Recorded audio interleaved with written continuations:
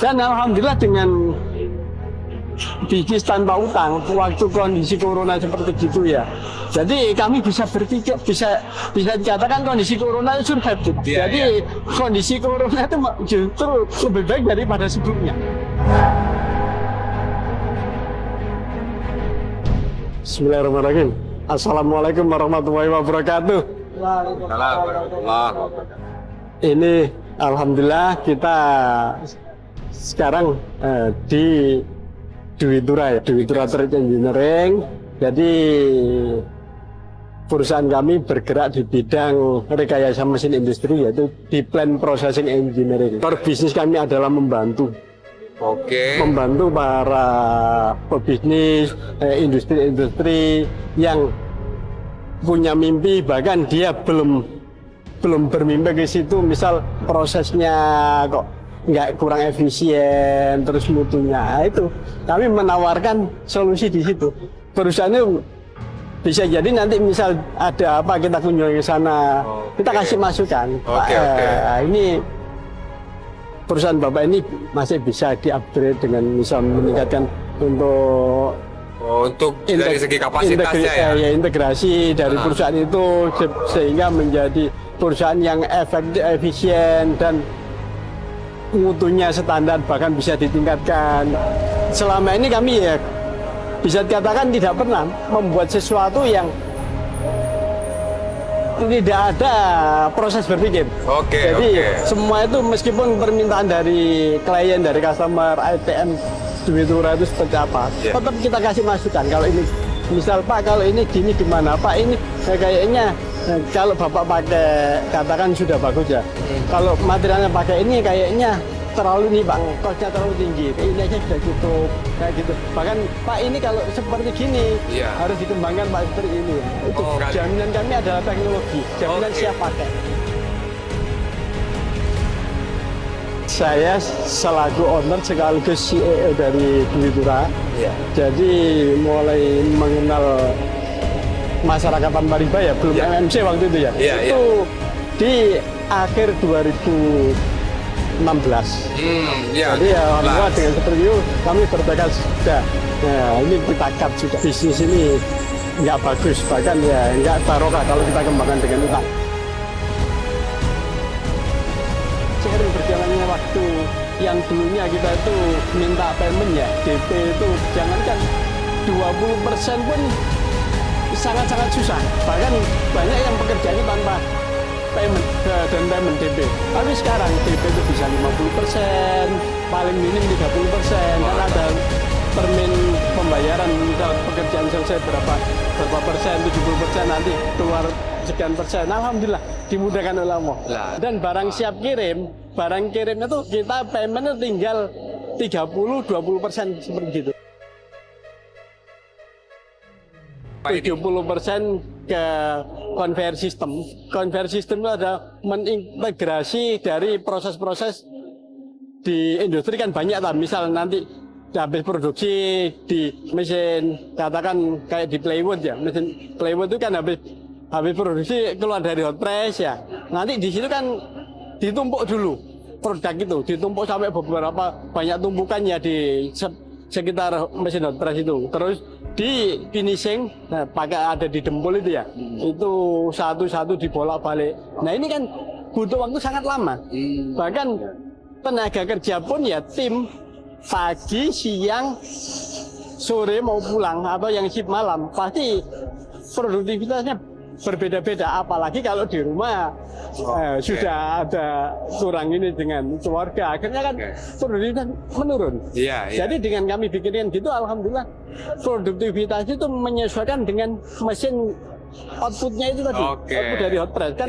Kalau katakan mesin hot press ya, nanti misal kurang lama ya waktunya, itu kan kurang bagus hasilnya. Dan kalau kelamaan kan bisa gosong. Nah ini, jadi menyesuaikan seperti itu. Dan alhamdulillah dengan seperti itu bisa efisiensi dari itu tadi ya, tergantung dari UMK setempat ya.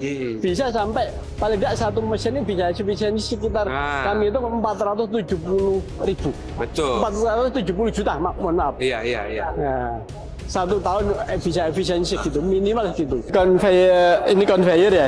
Peruntukannya untuk apa ini? Untuk kan ada industri kayak pergudangan gitu, jadi dia kan impor barang dari China kayak gitu, barang-barang konsumtif ya. Jadi kayak baju atau apa, dia butuh conveyor untuk transfer ke tempat-tempat dia. Kita ini kan mengadop dari untuk mesin rumahan sama di industri ya, ini automatic better. Jadi ini ada pasangannya, ini kan better itu misal kayak daging atau ayam ya, setelah dicincang itu, misal paha atau apa ya, masuk ke sini nanti terlapisi sama tepung basah. Setelah itu masuk ke sini, ini tepung kering. Jadi di sini, ini pasangannya di sini, itu langsung auto penggorengan ya. Jadi temperatur penggorengan sudah bisa disetting lama penggorengan. Jadi nggak sampai gosong atau tidak kurang kurang matang.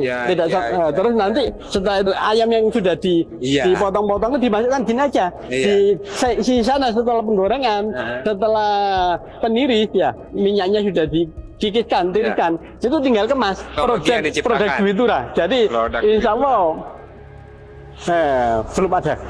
Berarti konsumennya apa ini? Konsumennya ke resto bisa KFC, McD, KFC. Tahun 2012, 2013, kami pernah bikin ini mesin roasting. Roasting, Jadi kapasitas 3 kilo. Kapasitas 3 kilo. Dan itu akhirnya kan waktu kami posisinya ya ini kerjaan penuh, akhirnya ada teman yang kami minta untuk mengembangkan itu. Ini kembangkan, tapi semua konsep, semua desain ini sudah dari kita semua. Dan alhamdulillah penjualan itu waktu sampai puluhan unit. Di customer list ya, Dharma Satya Nusantara, DSN, terus ada Garuda Food, ada SPB Tani Pemuda, terus masih banyak yang lain. Jadi pelanggan-pelanggan perusahaan-perusahaan, TBK termasuk Kargil, kayak gitu. Kita mulai merintis bisnis ini di 2003.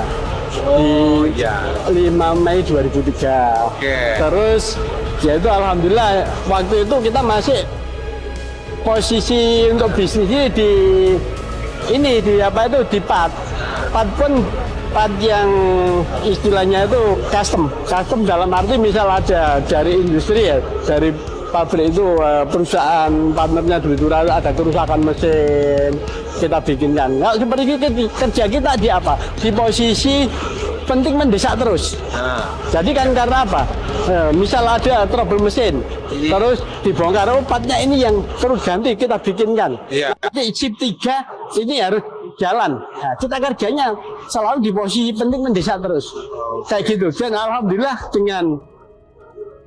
seiring dengan berjalannya waktu kami kenal masyarakat Tanpa Riba, kenal Syariah Awet yang sekarang menjadi MMC ya, MTR Milliarder Club. Alhamdulillah mindset kami dibuka. Bahkan kami alhamdulillah dapat kesempatan untuk ikut BTC, Business Transformation Coaching.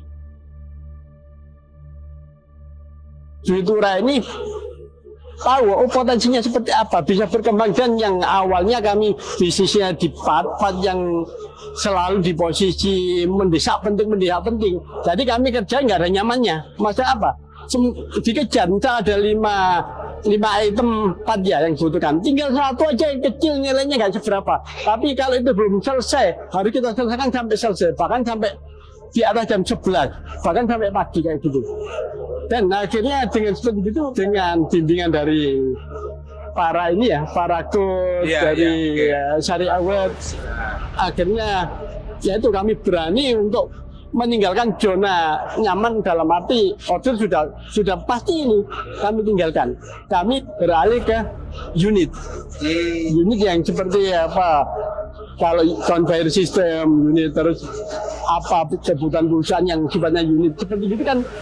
Jadi barangnya itu tidak langsung sekarang bikin, nanti jadi nggak gitu. Kan kita butuh perencanaan, ya butuh planning dan mesinnya seperti apa. Katakan ada kebutuhan dari customer ya, ITM itu tadi ideal target market ya, ITM. Dan saya ngerti istilah ITM itu dari ini juga, dari pembelajaran ini.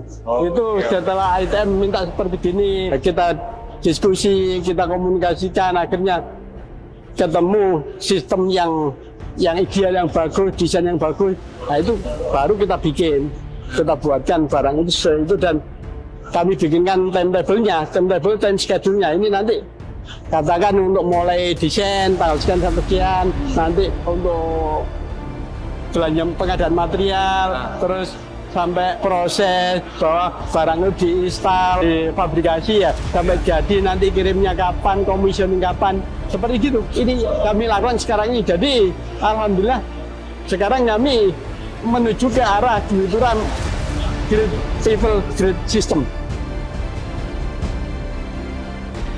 Perusahaan sistemik itu perusahaan Norwegia, peduli dengan lingkungan ya. Jadi sampah-sampah laut itu dia jadi pengelolaan sampah laut di Indonesia. Jadi kami alhamdulillah kami dapat proyek dari situ, perusahaan itu tadi untuk bikin peralatan atau pengadaan mesin-mesin untuk pemilihan sampah laut di daerah pesisir.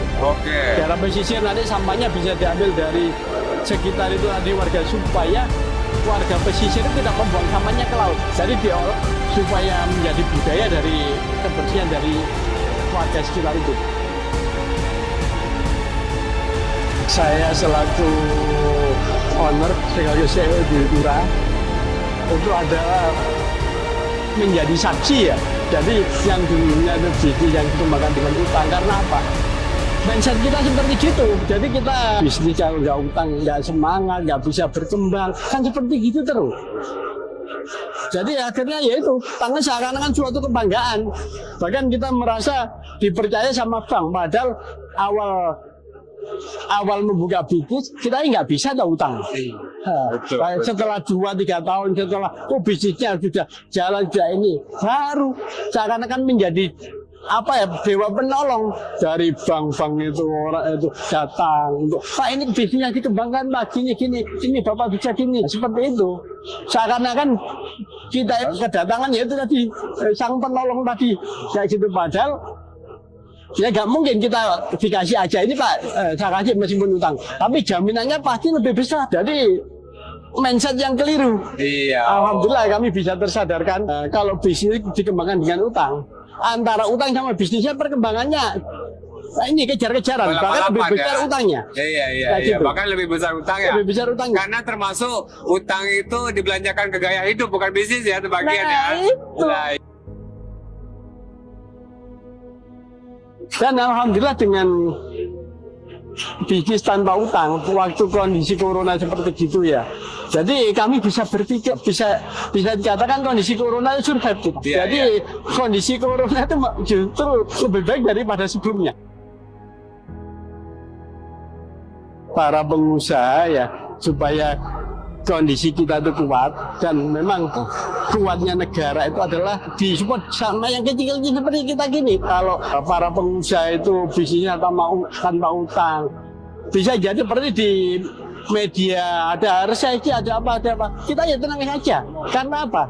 Nggak ngaruh sama resesi ya. Masalahnya kan kita kondisi seperti apa, kan kita tidak ada pengeluaran tetap yang seperti gitu. Betul. Dan kita tidak ada kepanikan. Kita berpikirnya kan bisa lebih produktif. Dan pasti setiap kondisi krisis, kondisi apa, pasti ada potensi, ada peluang.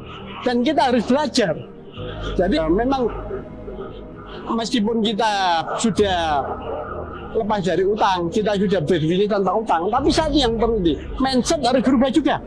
Jangan cuma akhirnya nggak punya utang, nggak punya bisnisnya loyo, padahal lebih semangat waktu kita bisnis punya utang. Jadi mindset harus berubah, harus banyak belajar, harus itu tadi.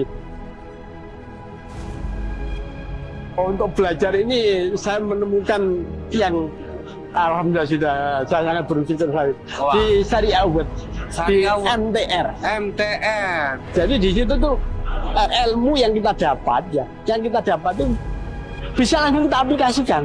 Bahkan kita memang potensi kita yang dilejitkan itu. Tang itu pintu gerbang cuman kecil. Wah, Jadi yang lengkap ya. paling besar itu untuk mengembangkan bisnis. Jadi kalau MMC itu orang berpikir itu cuma masalah utang, itu sangat keliru. Tapi disitulah ilmu-ilmu bisnis, bahkan kita harus pribadi, keluarga, bisnis harus growth. Malu ya, misal lihat foto-foto waktu dulu sampai banyak barang-barangnya. Memang mulai awal kami kan sudah di unit itu kan ada nggak bikin unit, kami foto, mau kami tampilkan di web atau di company profile itu malu, masa apa? Di sini ada barang, di sininya nggak tahu tempat apa saja. Oh alah, Kayak gitu, kayak berantakan. berantakan kayak kapal pecah. Oh, alatnya, toolsnya, mesinnya Sembarang, ya. di situ bahkan sama juga. Iya, jadi enggak gitu. dibedakan mana produk, mana Gitu. ininya. Sampai kami ininya. malu, bingung mau ditampilkan itu bagus kalau ditampilkan kondisinya seperti itu. Berarti ini setelah masuk MTN Milliarder Club berubah 180 derajat settingannya. Alhamdulillah, alhamdulillah. Wah, Seperti itu. ini Dari sistem, jadi kita kayak tata ruang semua kita rubah.